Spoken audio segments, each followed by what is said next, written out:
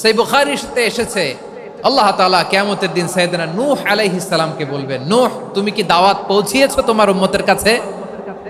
নূহ আলাইহিস সালাম বলবেন, হ্যাঁ আমি পৌঁছিয়েছি। এবার নূহের উম্মতকে আল্লাহ জিজ্ঞেস করবেন, এ নূহের উম্মতেরা, তোমাদের নবী নূহ কি দাওয়াত পৌঁছিয়েছে? নূহের উম্মত বলবে, না আল্লাহ, আমাদের কাছে কোনো সতর্ককারী আসে নাই, কোনো নবী টবি আসে নাই, কোনো দাওয়াতও আমরা পাই নাই, আপনারাও চিনি নাই, জান্নাতও চিনি নাই, জাহান্নামও চিনি নাই।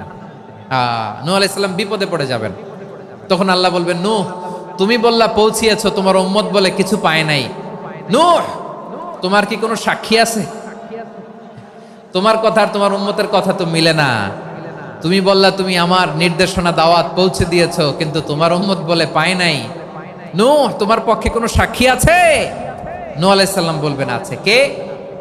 উম্মতে মুহাম্মাদি। তখন আমরা বলবো, আল্লাহ, আল্লাহর নবী নূহ আলাইহিস সালাম তিনি আপনি যা যা বলেছেন ঠিক তা তার উম্মতের কাছে